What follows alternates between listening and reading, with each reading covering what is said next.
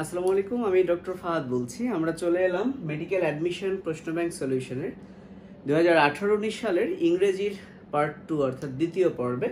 So part 1-এ আমরা দেখিয়েছিলাম যে 5টা প্রশ্ন নিয়ে আলোচনা করেছি। সেখানে কারেকশন ছিল 2টা, অ্যান্টোনিম ছিল 2টা এবং আরেকটা ছিল অ্যাডজেক্টিভ অর্থাৎ পার্টস অফ স্পিচ থেকে। এবং তোমরা আজকের 5টা প্রশ্ন যদি খেয়াল করে দেখো যে আজকে আবার 2টা কারেকশন আছে, অর্থাৎ দেখো 10টা প্রশ্নের মধ্যে 4টাই কিন্তু কারেকশন, হয়তো বাকি 5টার মধ্যে আরো কারেকশন থাকতে পারে।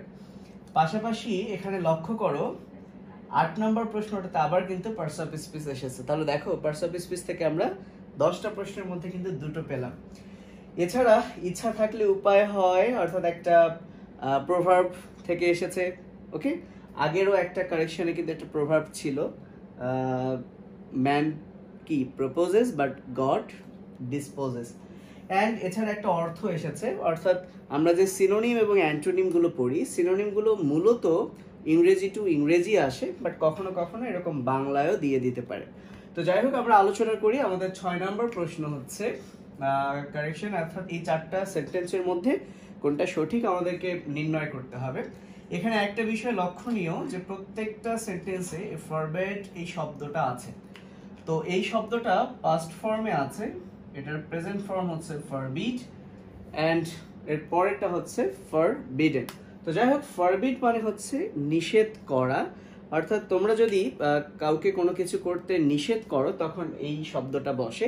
তো যেহেতু পাস্ট ফর্মে আছে অর্থাৎ নিষেধ করেছিল এরকম টাইপের, তো তুমি ধরো কাউকে স্মোক করতে, ধূমপান করতে নিষেধ করেছিলে, ওকে, বাট সে শুনে নাই, তো তখন তুমি এরকম ভাবে বলতে পারো যে আই ফরবেড ইউ, অর্থাৎ আমি নিষেধ করেছিলাম কি করতে, ধূমপান করতে, সো টু স্মোক। তো ফরবেড এর পরে মূলত এই টু প্রিপোজিশনটা হয়। ওকে, তো সেই হিসেবে এখানে 1 নাম্বার যে অপশনটা, এই নাম্বার অপশন ফ্রম আছে, এটা হবে না। ওকে, তাহলে এই 3টা জায়গাতেই কিন্তু টু আছে। তাহলে এই 3টা জায়গার মধ্যে কোনটা সঠিক সেটা আমাদেরকে দেখতে হবে। এখন আমি যদি সি নাম্বারে আসি, সেটাও হবে না, কারণ ফরবেড এই শব্দটা কিন্তু না বোধক। তাহলে সে অলরেডি সে নিষেধ করেছিল তাকে, আবার নট, আবার না বোধক। তো একবার তো না বোধক আছে, আবার না বোধক আসবে না। তাই এই নটটা যদি না হতো তাহলে একটা কথা ছিল, যেহেতু এখানে নট আছে তাহলে সি নাম্বার অপশনও কি হবে না। সো বাকি রইল বি এবং ডি। তোমরা জানো যে টু অর্থাৎ ইনফিনিটিভ টু এর পর ভার্বের শেষে আইএনজি হয় না। তবে যদি টু অর্থাৎ এই প্রিপোজিশনটা অন্য কোনো ভার্বের সাথে যুক্ত হয়ে একটা ফ্রেজাল ভার্ব বা গ্রুপ ভার্ব তৈরি করে, তখন কিন্তু ভার্বের সাথে আইএনজি হতে পারে। যেমন লুক ফরওয়ার্ড টু, তোমরা শুনেছো এখানে লুক ফরওয়ার্ড টু, এই টোটালটাই হচ্ছে একটা ফ্রেজাল ভার্ব। সো এর পরে যদি কোনো ভার্ব আসে তখন আইএনজি হবে। যেমন I look forward to then meeting with you বা কিছু একটা। কিন্তু এখানে যেহেতু ফরবেড এটা আলাদা একটা ভার্ব এবং এর সাথে টুটা কিন্তু গ্রুপ ভার্ব বা ফ্রেজাল ভার্ব হিসেবে ব্যবহৃত হয়নি, তাই এর পরে আইএনজি হবে না। সো বি নাম্বারটাও হবে না। তাহলে সঠিক আনসার হবে ডি নাম্বার, এটাই, because I forbade him to go. So শুধু যেতে বারণ না, তুমি এই কথাটা তোমার দৈনন্দিন জীবনে ইউজ করতে পারো। কাউকে কোনো কিছু যদি তুমি করতে নিষেধ করো, তাহলে এরকম যা করতে নিষেধ করবা টু ড্যাশ সেটা বসিয়ে দিলেই হয়ে যাবে। তাহলে দেখো কত সহজ প্রশ্ন কিন্তু মেডিকেল ভর্তি পরীক্ষায় আসে। একটু জাস্ট মিনিং জানতে হবে এবং মনে রাখো ফরওয়ার্ডের পর কোন প্রিপোজিশনটা বসে, টু। ওকে, আমাদের 7 নাম্বার কারেকশন, এটা যাদের টেন্স সম্পর্কে একটু টেন্সের স্ট্রাকচার জানো তার জন্য এটা কিছুই না। এটা দুই ভাবে আমরা এইটাকে কারেক্ট করতে পারি। সেটা হচ্ছে, একটা জিনিস খেয়াল করো, এখানে আছে আই হ্যাভ বিন লিভড। তো খেয়াল করো, আমরা সবাই জানি আই হ্যাভ বিন অর্থাৎ প্রেজেন্ট পারফেক্ট যে কন্টিনিউয়াস টেন্স, সেখানে বিনের পর ভার্বের শেষে আইএনজি হবে। যেহেতু এখানে লিভ আছে, লিভিং হওয়ার কথা, তাহলে আমরা আর কিছুই দেখবো না, এই পাশে কি আছে সেটাও দেখবো না। এছাড়াও তোমরা যদি এই সিন্স আর ফর এটার ব্যাপারটাও জানো, তোমরা জানো যে সিন্স মানে হচ্ছে পয়েন্ট অফ টাইম, অর্থাৎ একটা নির্দিষ্ট সময় বোঝায়। যদি এমন হতো সিন্স 2015, অর্থাৎ একটা নির্দিষ্ট পয়েন্ট বোঝা যাচ্ছে, কিন্তু এখানে বলা আছে 5 ইয়ার্স, কোন 5 বছর সেটা তো আর বোঝা যাচ্ছে না। এরকম 5 ইয়ার্স একটা পিরিয়ড বোঝাতে আমরা ফর ইউজ করি। ফর মানে হচ্ছে পিরিয়ড অফ টাইম। তো যাই হোক এই সেন্টেন্সটা দুই ভাবে ভুল, একটা হচ্ছে স্ট্রাকচারালি বিন এর পর আইএনজি থাকার কথা নেই, আর পাশাপাশি সিন্স এর পর 5 ইয়ার্স অর্থাৎ পয়েন্ট করা নাই যে কোন 5 বছর, সো দুই ভাবে এটা ভুল। ওকে, তাহলে এবার যদি আমরা আসি বি নাম্বারটা, আই এম লিভিং ওকে হয় here but for years, so for এখানে আবার বলা নাই কত বছর, সো এটাও হচ্ছে না।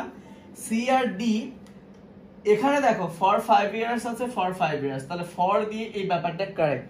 এখন কথা হচ্ছে সি আর ডি এর মধ্যে দেখো আমি 5 বছর ধরে বাস করি, এই শব্দটা ভালো না, আমি 5 বছর ধরে বাস করিতেছি বা করছি, এটাই ভালো। সো এটাই হবে প্রেজেন্ট পারফেক্ট কন্টিনিউয়াস টেন্স, যে I have been living here for 5 years. So তোমরা একদম বুঝতে পারছো যে একদম টেন্সের স্ট্রাকচার জানলেই কিন্তু তুমি কারেক্ট করতে পারছো যে সি নাম্বারটাই হচ্ছে কি সঠিক। তো ডি নাম্বারটা হবে না, ওই যে বললাম করিতেছি সেটাই হবে, so C number, so the answer হবে না, তাহলে এটার আনসার হচ্ছে কি সি। এবার আসো 8 নাম্বার প্রশ্ন, he was wise enough to accept the others. এবং আমি পার্ট 1-এ বলেছিলাম যে এরকম করে প্রশ্ন আসে, এখানে এনাফের নিচে আন্ডারলাইন দেওয়া আছে এবং বলা হয়েছে যে এনাফ এটা কোন পার্টিসিপিস। তো আমরা অন্তত এতটুকু জানি যে যারা নাউনকে মডিফাই করে তাদেরকে বলা হয় অ্যাডজেক্টিভ, আর যারা অ্যাডজেক্টিভকে মডিফাই করে বা ভার্বকে মডিফাই করে তাদেরকে বলা হয় অ্যাডভার্ব। সো এখানে ওয়াইজ এটা হচ্ছে কিন্তু অ্যাডজেক্টিভ। ওকে, সো এই ওয়াইজ এনাফ অর্থাৎ সে কতটুকু ওয়াইজ, এই এনাফ দিয়ে কিন্তু সেটাই বোঝাচ্ছে, অর্থাৎ ওয়াইজ কে এই এনাফ শব্দটা কি মডিফাই করছে। তো যেহেতু অ্যাডজেক্টিভকে মডিফাই করছে, সো এখানে এনাফ হচ্ছে অ্যাডভার্ব। ওকে, আশা করি বুঝতে পেরেছো। সো এই কথাটুকু একটু মনে রাখবে। 9 নাম্বার, প্র্যাগমেটিক অর্থ কি? এটা মুখস্থ বিদ্যা, তারপরে তোমরা এভাবে মুখস্থ করতে পারো। প্র্যাগমেটিক, এই প্রা থেকে মনে রাখো, প্র্যাগমেটিক অর্থ প্র্যাকটিক্যাল, প্র্যাকটিক্যাল অর্থাৎ বাস্তববাদী বা বাস্তবধর্মী। সো প্র্যাগমেটিক অর্থ কি? প্র্যাকটিক্যাল, প্র্যাগমেটিক প্র্যাকটিক্যাল, বারবার এভাবে পড়বা, প্র্যাগমেটিক অর্থ প্র্যাকটিক্যাল। সো এটার সঠিক আনসার হচ্ছে বাস্তবধর্মী। এন্ড 10 নাম্বার, এটা একটা প্রভার্ব, আমি বাকি অপশনগুলো লিখিনি কারণ বুঝতেই পারছো এটার যে মিনিং, ইংরেজি যে ট্রান্সলেশন এইটাই, এবং এটা মুখস্থ করতে হবে। where there is a will there is a way।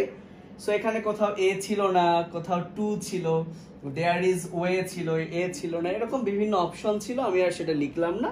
So এই প্রভাবটা তোমরা সবাই জানো, এটা মনে রাখবা যে where there is a will there is a way। তো আমাদের 10টা প্রশ্ন হয়ে গেল, বাকি 5টা নিয়ে আমরা শীঘ্রই হাজির হব পরবর্তী ভিডিওতে। আজকে এই পর্যন্তই, ভালো থেকো সবাই, আসসালামু আলাইকুম।